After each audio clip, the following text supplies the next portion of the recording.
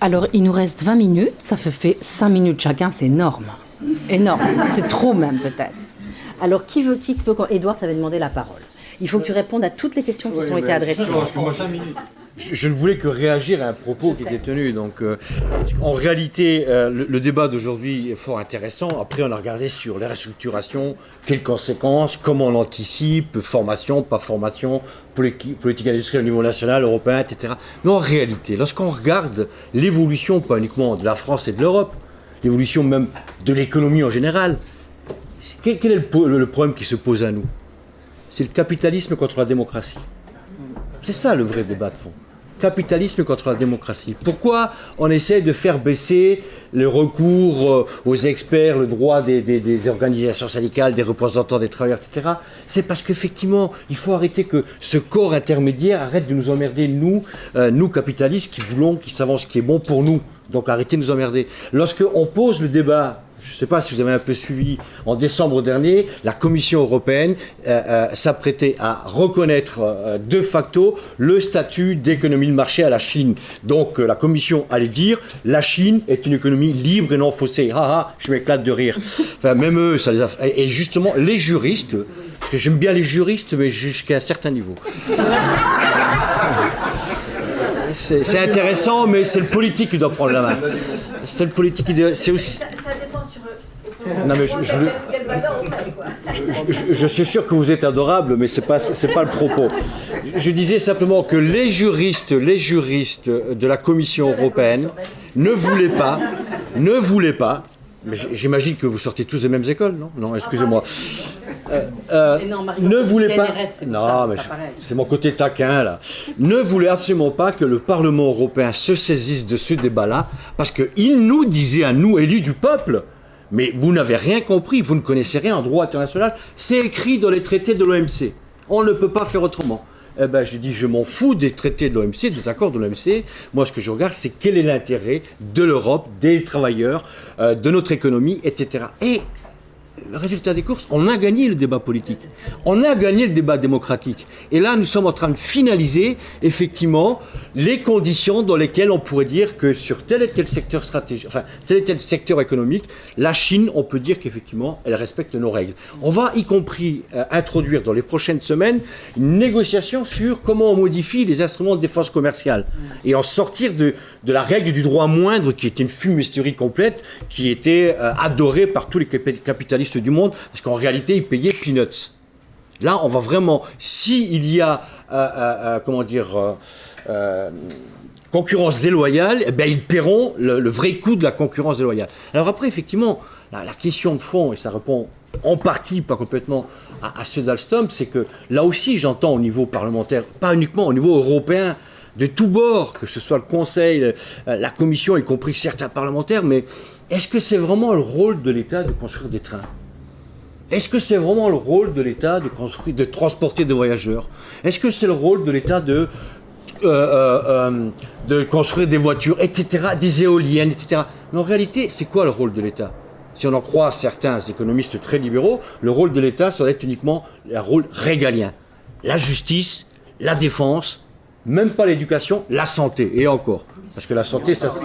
Plus la police, pardon, j'ai oublié. Donc, la vraie question, c'est, effectivement, si on peut dire... L'idée, c'est quand même, est-ce qu'on fait des choix stratégiques ? Et je pense que si la crise de 2008, elle a eu au moins un effet, entre guillemets, positif. C'est qu'elle a démontré l'importance d'avoir une industrie forte sur nos territoires. Parce qu'à l'époque, tous les talibans de tous bords me disaient à moi, qui étaient sidérurgistes, mais l'acier s'est dépassé, camarade. Va voir ailleurs. Forme-toi informaticien. Ils voulaient nous installer une entreprise qui faisait des puces électroniques, vous voyez ? Les puces électroniques, c'est très bien, mais vous voyez vous déplacer sur l'autoroute sur une puce électronique. L'acier, est-ce que c'est stratégique ou pas ? Est-ce qu'on a besoin de voitures ou pas ? Est-ce qu'on a besoin d'éoliennes ou pas ? Est-ce qu'on a besoin de trains ou pas ? Regardez, l'acier, il y en a partout. La vraie question de fond, et qui n'est pas qu'économique, elle est aussi sociale et surtout sociétale. Est-ce qu'on dit c'est pas stratégique pour nous, et les 200 millions de tonnes d'acier que l'on produit, eh ben on va laisser ça aux Chinois ou à d'autres qui émettent 2 fois plus d'émissions de CO2 dans l'atmosphère. Et on perd non seulement les emplois, mais en plus, on importe notre pollution. Enfin, c'est tout ça le débat que j'estime. Là, on est en train d'essayer de casser, effectivement, les corps intermédiaires, la société civile, y compris le Parlement européen. Moi, si je rêve d'une institution européenne un peu plus démocratique, j'aimerais qu'on donne le pouvoir d'initiative au Parlement européen. Or, nous n'avons pas ce pouvoir d'initiative. Ça n'est un pouvoir qui n'est réservé qu'à la Commission, et après, on réagit. Et donc, la politique industrielle, pour répondre un peu en partie, malheureusement, n'est pas une compétence européenne. Donc, il faudrait que les États se mettent d'accord. Alors, c'est pour ça que j'entendais Alstom, Siemens, vachement bien. Franchement, là, ce que vous avez dit tout à l'heure, j'en ai rien à faire de l'identité de mon patron, moi. Moi, je suis pas un souverainiste. Non, mais voilà, je suis pas un souverainiste. Mais la question, c'est de savoir, est-ce que Alstom et Siemens, c'est un mariage entre égaux? Évidemment non. Évidemment non. Est-ce que vous avez vu l'arnaque du siècle qui est passée inaperçue, ou en tout cas on n'en a pas beaucoup parlé, pour remercier les actionnaires d'Alstom? C'est avec la vente de la partie énergie General Electric, le trésor de guerre, on va le distribuer aux actionnaires d'Alstom, payés 100% par Alstom. Vous vous rendez compte, Siemens vient de mettre la main sur un fleuron industriel français, ça lui a coûté 0. Elle est pas belle la vie? Eh bien, moi, ce que j'ai envie de dire, pour ceux qui disent voilà le début d'une politique industrielle, c'est faux. Parce que l'État n'en jouait aucun jeu. Et d'ailleurs, pour répondre à ta question, c'est que je suis presque persuadé que le fait que le gouvernement sorte d'Alstom, c'est qu'ils attendent une contrepartie de la part de l'Allemagne. Et la contrepartie de l'Allemagne, c'est peut-être l'idée que prône Emmanuel Macron, c'est l'Europe des cercles concentriques, laissez-nous faire. Des collaborations où on sorte de l'obligation d'être d'accord à 28, et ceux qui veulent avancer ensemble avancent. Mais pour ça, il faut l'accord de l'Allemagne. Et je pense que ça en fait partie. Et je ne sais plus ce que je voulais dire. Voilà, oui, maintenant, si on veut être logique, et ce sera le mot de la fin, sur une politique industrielle européenne, eh bien, il faudrait que ça ne s'arrête pas à Siemens-Alstom. Il faudrait que la nouvelle entité Siemens-Alstom, elle soit confortée par la Commission européenne. On va attendre ce qu'elle va dire, et que ça ne s'arrête pas là. Qui disent, eh bien, on va aller maintenant acheter Skoda en République tchèque, qui est aussi en difficulté, et Skoda cherche un investisseur, qui produit aussi des trains, des rames et des locomotives. Mais vous savez qui c'est qui est c'est la Chine qui attend de racheter Skoda. Voilà, donc si on veut vraiment dire, voilà, une vraie politique industrielle, parce que c'est important d'avoir la maîtrise de la fabrication des trains, et c'est pas uniquement parce que ça donne du boulot, mais même si c'est important, eh bien, une véritable politique industrielle, c'est que la Commission européenne, qui est, entre guillemets, la garante des traités politiques, donc nos chefs d'État doivent aussi donner mandat à la Commission de dire, on va peut-être regarder, on va avoir une lecture un peu plus politique des traités européens, et arrêter de penser un peu plus aux citoyens, aux travailleurs, à la démocratie, plutôt que sortir du sacro-saint. À chaque fois, on nous parle il faut respecter le consommateur, respecter le consommateur, respecter le consommateur. Ça veut dire quoi? Il faut que le consommateur puisse trouver un bien de consommation le plus bas possible. C'est ça la politique qu'on nous impose aujourd'hui. Et quand il veut. Pardon? Et quand il veut. D'un coup de clic. D'un coup de clic. Voilà. Merci Edouard. Bon, c'est difficile de rebondir après Édouard Martin, surtout quand on est économiste, parce que les juristes sont suspects, mais alors, les économistes. Hein. Ça dépend lesquels. Donc, ah bon, c'est comme les juristes, il y en a des bons. Hein. Voilà, c'est ça. C'est ça. Oui, alors, je voudrais directement aborder la question principale, c'est la question de la fatalité. Alors, Frédéric a des choses à dire aussi, mais je vais faire part de ma propre réaction. Des patrons voyous, il y en a. Est-ce qu'ils sont quantitativement très importants dans le processus? J'en doute. J'ai regardé les statistiques sur les licenciements boursiers. C'est quelque chose qui n'existe pas sur le plan statistique. Les entreprises qui licencient, les actions plongent. Ben, les actionnaire n'aiment pas ça. Ça fait du conflit, ça veut dire quelque chose qui ne va pas bien, il va y avoir du mouvement. Donc en fait, je ne veux pas dire que toutes les restructurations sont justifiées. Je veux dire qu'il y a en France en particulier une réaction immédiate. On est contre le capitalisme, et donc ça, c'est une saloperie. Donc ça permet de voir tout de suite qu'on a raison d'être contre. Donc il y a une réaction immédiate. Et à mon avis, une partie, moi aussi je suis contre le capitalisme, hein, mais je regarde à l'étranger et c'est plus calme à l'étranger. Je disais pas voyou, je disais oui. Restructuration de non, intérêt. Attends, tu vas voir. Il me semble que ce qui se passe en France, c'est comme on décide au dernier moment d'annoncer, il n'y a rien en amont. Alors, en amont, imaginez, on dit, bah, écoutez, dans 6 mois, on va faire quelque chose. Ah bah, à ce moment-là, si c'est ça, et si l'entreprise dit ça, bah, les syndicats peuvent aller chercher des experts, regarder si c'est justifié, contester, dire, vous parlez de 600, manifestement avec 300, on s'en sort très bien, etc. Donc, en fait, tout ça ne se fait pas. Alors, du coup, on confond deux choses. Oui, c'est mal, le capitalisme. Oui, c'est dur, la mondialisation. Mais maintenant... qu'est-ce qu'on fait? Et en plus, il y a la croissance ralentie. Hein. Ça, c'est encore autre chose. On ne crée pas d'heures de travail. Alors, c'est donc ce contexte très difficile qui est là. Alors, comment redonner les marges de manœuvre? Comment desserrer les taux? C'est ça l'enjeu. Hein. Et c'est un enjeu, effectivement, politique qui a de multiples dimensions. Vous avez vu toutes les dimensions qu'on a parcourues, hein, la formation, la mondialisation, le droit, etc. Moi, je vais prendre la formule de Suppiot. Suppiot n'est pas tellement susceptible de dire qu'il est laxiste par rapport à ce qui se passe. Ben, il dit, oui, voilà, refonder le droit du travail. Il ne dit pas accroître la répression, il dit la déplacer, la mettre là où il faut. C'est ça l'enjeu. Alors maintenant, si je reprends quelques-unes des petites questions qui ont été posées là-dessus, oui, la qualité du travail se dégrade pour les gens qui ont retrouvé du boulot, et l'OCDE l'a mesuré. Hein, déclassement, perte de revenus, perte de qualification, etc. Donc ça c'est très clair. Bonus-malus. Ouais, demander à des entreprises en difficulté de payer plus parce qu'elles licencient plus, on voit très bien que ça peut se faire un peu, mais quand même pas beaucoup. Hein. C'est comme le bonus-malus pour la mise au chômage qui est discuté. D'ailleurs, ça existe aux États-Unis depuis très longtemps. Et c'est un dispositif qui marche dans une certaine frange et très mal pour le chômage de masse. Hein. Donc, à mon avis, c'est pas tellement une bonne solution.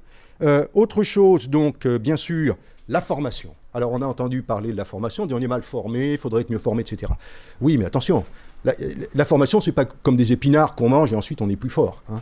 La formation, c'est en fait un rapport social extrêmement complexe, hein, entre compétences, application de ces compétences, anticipation sur ces compétences.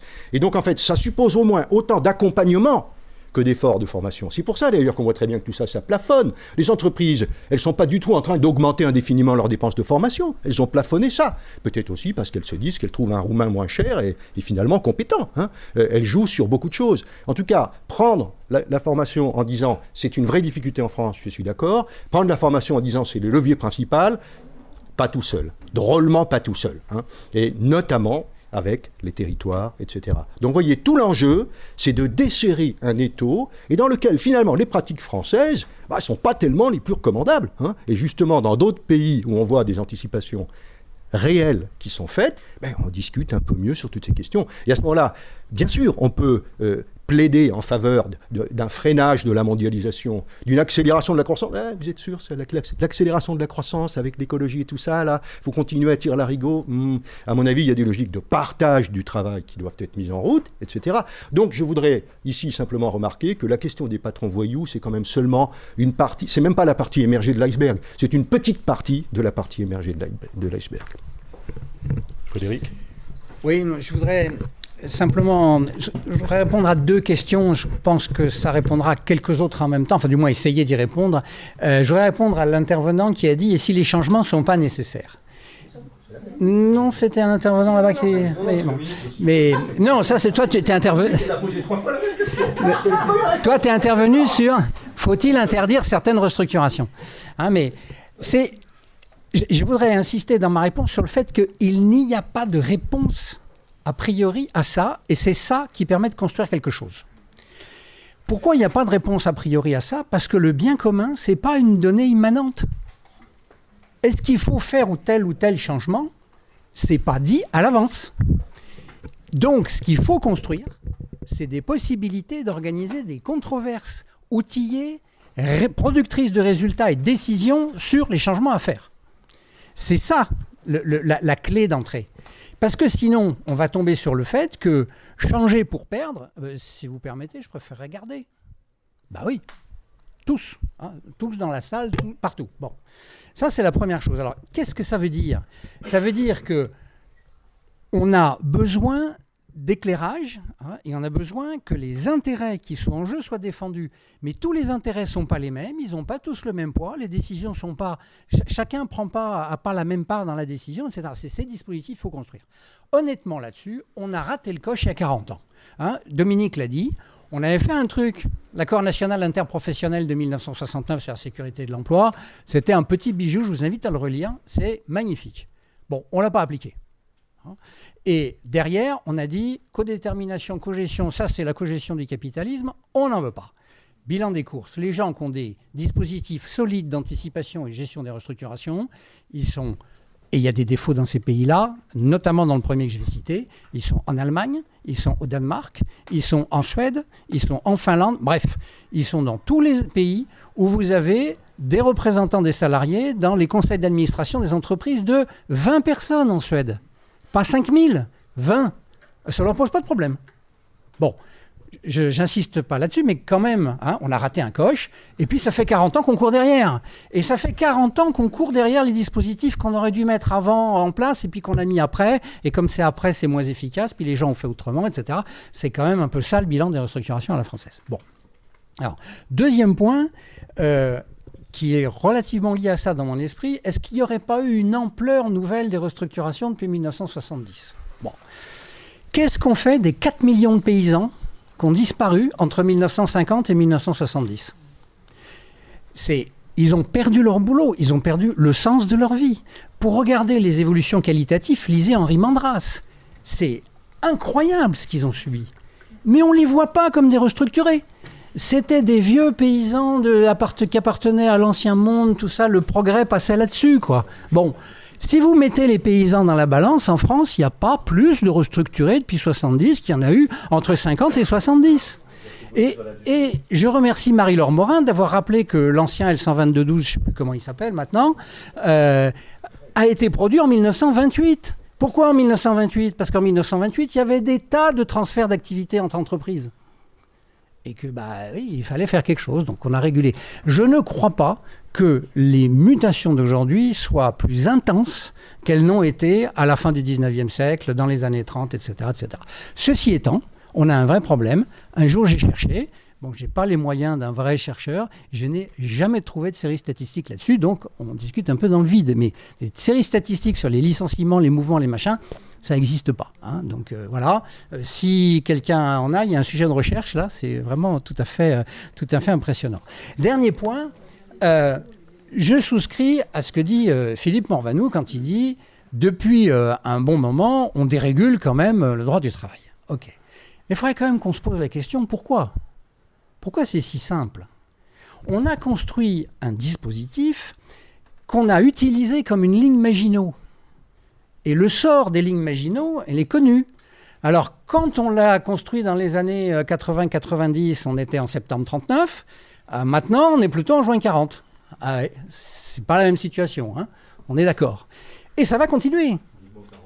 Et ça va continuer. Ça va continuer jusqu'à ce qu'on ait compris que... 5 années qui passent, elles sont... Les 5 années entre-temps, c'est chaud. Eh ben oui, je pense que ça va être chaud. Mais écoutez, je vous donne un exemple.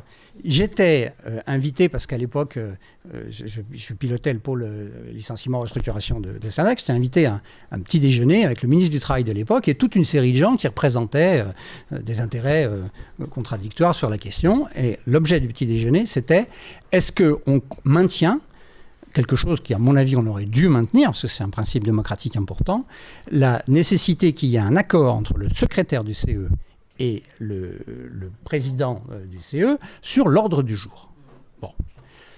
On était quelques-uns dans la salle, alors on ne joue pas sur le décorum, mais on était quelques-uns dans la salle, la discussion a été intense, et on est sorti de la discussion où on avait réussi à mettre un peu le doute dans l'esprit du ministre de l'époque à quelques-uns. Bon. On s'est fait ramasser sur quoi ? Sur quelqu'un qui a très intelligemment utilisé un argument. L'élu, si vous vous souvenez de cette restructuration à Évry, la fermeture d'une biscuiterie, où chaque fois qu'il y avait un ordre du jour, il y avait une chaque fois qu'il y avait un CE ou un CCE, il y avait une contestation de l'ordre du jour, il y avait une obligation pour l'employeur d'aller au tribunal pour faire valider que c'était bien l'ordre du jour qu'il fallait et revenir. C'était systématique, il n'y avait aucune raison de le faire, mais c'était systématique. Bon. Qui a utilisé très intelligemment ça en disant, vous vous rendez compte, des gens comme Danone, ils essayent de bien faire, ils sont ceci, ils sont cela. Bon, c'est un groupe par ailleurs qui a des qualités. On ne peut pas continuer comme ça. Et on s'est fait balayer là-dessus. Autrement dit, on s'est fait balayer sur une utilisation du droit comme étant on défend ce qui existe et rien d'autre et on veut rester là où on est et pas autrement. Bon, voilà. Ça, c'est quelque chose, il faut qu'on en discute. Je ne dis pas qu'il y a eu que ça, je dis il faut qu'on discute de ces modes opératoires. Dernier point, ce n'est pas vrai que rien n'a changé. On a mis en place les conseils en évolution professionnelle. On a mis en place le CPF, et maintenant inclus dans le CPA. On a mis en place les entretiens professionnels en entreprise, d'accord, qui sont des entretiens sur le devenir, y compris à l'extérieur de l'entreprise. Aujourd'hui, je n'ai pas vu d'effort particulier, je vais le dire comme ça, des organisations syndicales ou des organisations patronales pour dire on va se saisir de ça, on va faire des enjeux de négociation et on va organiser les parcours avec ces instruments-là. J'ajoute, parce qu'on est en France, il y a un tuyau privé, c'est l'entretien professionnel, il est fait par l'entreprise. Il y a 2 tuyaux publics, c'est le Conseil en évolution professionnelle et le CPF. Alors le CPF, en fait, c'est le salarié, mais bon, hein, quand même. Qu'est-ce qu'on suit ? Les utilisations de CPF et les utilisations le CEP. Qu'est-ce qu'on ne suit pas ? Les entretiens professionnels. Je parle en termes d'évaluation qualitative, quantitative, etc. Et hop, on a déjà introduit la cassure parce qu'il y en a un qui est privé complètement et l'autre qui est en partie publique. Voilà, on paye ça. On paye cette absence de coordination, on paye cette absence de volonté, de savoir-faire, je dirais pas de volonté des acteurs, dans les restructurations, pas seulement les restructurations, mais dans les restructurations aussi et avant, de se coordonner en situation. J'arrête là, je dis simplement une dernière petite chose. On a reproduit ici un certain nombre de questions, parce que aussi s'intéresser aux restructurations, c'est s'intéresser au court terme. Si on veut changer la donne, il faut repartir du long terme. Si on ne refait pas ça, on reposera invariablement les mêmes questions. Merci Frédéric. Claire et Dominique. Juste, du coup, je vais parler plutôt de la question qui avait été posée là par l'interlocuteur de la CGT sur est-ce que quand les organisations syndicales ou les salariés sont présents au conseil d'administration, etc., ont plus d'infos pour anticiper, est-ce que ça change la donne ? Alors déjà, les élus, les membres du CE peuvent être assistés au conseil d'administration sans être élus du conseil d'administration. Donc, il y en a quand même beaucoup qui assistent au conseil d'administration. Ça ne change pas grand-chose parce que du coup, ça devient c'est une instance un peu formelle où c'est pas les vraies choses se disent. Donc du coup, ça ne change pas grand-chose. En revanche, ce qui est sûr, c'est que quand ils peuvent les anticiper, ça change aussi pas grand-chose. Enfin, en tout cas, moi, ce que j'ai pu voir, c'est-à-dire que, alors typiquement la presse. Enfin, moi, le PSE que j'en ai suivi encore un là, mais le premier que j'ai suivi, c'était il y a 2 ans. Ça faisait pas 1 an qu'ils s'étaient rendu compte qu'il y avait un problème sur la presse. Enfin, l'impact du numérique, ça faisait des années qu'on en parlait. Enfin, c'était énorme. La diffusion baissait. Enfin, voilà, il y avait vraiment. Et les élus, ça faisait des années qu'ils réclamaient une négociation GPEC, qui disaient qu'il fallait s'en emparer. Quels sont les emplois en risque ? Comment on voit ça ? Et en fait, l'employeur, évidemment, des idées, savait peut-être ce qu'il faisait. Enfin, à l'époque, c'était un imprimeur, donc c'était un gros imprimeur en Belgique, donc il n'était pas très intéressé par ça. Il ne connaissait pas vraiment finalement le monde de la presse en tant que tel, donc il ne réagissait pas, mais il y avait une anticipation là-dessus, mais il n'y avait pas de prise au sérieux de cette anticipation par les élus, parce qu'en fait, il y a un vrai sujet souci, alors en tout cas pour la France, moi que je constate quand même, c'est on ne prend pas au sérieux les interlocuteurs syndicaux, quand même. Mais c'est pas la codétermination là en France. Oui, mais même sans la codétermination, c'est-à-dire qu'un interlocuteur... Moi, il n'y a aucun pouvoir, mais il n'y a aucune volonté de, à un moment, une négociation sur la GPEC, elle est tous les 3 ans, elle est obligatoire. On est complètement d'accord, mais du coup, il n'y a même pas, quand il n'y a pas de prise au sérieux, il n'y a pas de levier pour qu'il soit pris au sérieux. Voilà. Mais de fait, ça, c'est peut-être vraiment un sujet à en parer là-dessus, l'avis conforme du CE sur certains sujets, que sais-je, mais à un moment, quand il y a une négociation GPEC obligatoire pour les entreprises de plus de 300 salariés et que cette entreprise avait 600 salariés, elle aurait dû avoir lieu, cette négociation. Peut-être pas une conclusion, mais au moins la négociation. Ça n'avait pas lieu depuis des années, alors que là, on voyait bien qu'il y avait un sujet. À l'inverse, pour le coup, là, sur une des boîtes d'édition de logiciels que je connais un peu, ils ont, pour le coup, les élus, en anticipant toutes les restructurations, parce que tous les 2 ans, ils ont un PSE, il y a un accord qui a été signé valable pour 4 ans qui fixe les conditions des PSE à venir, les conditions du recours à l'expert, du budget de l'avocat, enfin tout est calé. Dès qu'il y a un PSE, ils savent ce qu'il y a, c'est fini, c'est plié. Voilà. C'est l'extrême inverse. Alors je ne vous parle pas là-dessus de la formation, des passerelles, etc. Mais du coup, c'est le côté régime indemnitaire, congé de reclassement qui prime. Voilà, prends l'argent et tire-toi. Enfin, voilà, prends l'oseille et tire-toi. Voilà, c'est ça qui a primé. Et du coup, par contre, ils anticipent. Voilà, ils disent au moins pour 4 ans, on sait comment ça se passe. Donc du coup, forcément, les salariés, ils soit ils craignent, soit ils attendent. Enfin, ça crée aussi des choses au niveau de dynamique collective. Mais voilà, ils ont un accord qui est signé. Et effectivement, juste pour finir, quand on regarde, j'ai fait quelques ratios là quand il y a un coût du PSE qui est mis en place, hors cellule reclassement, hors cabinet qui aide au reclassement des entreprises, des salariés. Quand on prend un coût de PSE, en tout cas sur les entreprises, j'ai vu, c'est à peu près 60%, 55%, 60% sur les indemnités, 30% congés de reclassement, donc les indemnités, avant de toucher les ACDIC, les indemnités tous les mois qui tombent, et le reste, à peu près 15%, 20%, formation, aide à la création d'entreprises, etc. Donc on voit un peu sur la répartition entre ce qui est financé dans un PSE, c'est quand même énormément les indemnités et le congé de reclassement qui suit. Très rapidement, puisqu'on n'a pas beaucoup de temps, je voudrais revenir un instant sur ce que vous avez évoqué là, sur les innovations en dehors des aspects PSE, sur les accords de maintien dans l'emploi, en gros, l'homogénéisation de l'ensemble de ces accords autour de la compétitivité et de l'emploi. Moi, je ne crois pas qu'ils auront plus de succès demain qu'hier, pour une raison assez simple, c'est que les gens n'en veulent pas. Et c'est très compliqué d'aller contre la volonté des acteurs. Les gens ne veulent pas baisser leur salaire, ils ne veulent pas avoir de perte de salaire. On en a connu une dizaine, je crois, d'AME sur la durée de vie de la loi. Moi, j'ai travaillé personnellement sur 3 d'entre eux, et finalement, le nombre des suppressions d'emplois était supérieur au nombre des emplois supprimés dans le projet. Il y a un cas où il a fallu rembaucher. Les gens qui sont partis ne sont pas ceux que l'employeur souhaitait voir partir. Bref, il y a tout un tas de gens qui considèrent que c'est désormais une opportunité de pouvoir quitter l'entreprise quand on vous propose quelque chose qui ne vous convient pas. Ça rejoint la question du volontariat dont on a parlé. Et c'est pourquoi je voudrais dire un mot aussi sur ces nouveaux accords de volontariat qui, par contre, à mon avis, eux, vont rencontrer un succès certain.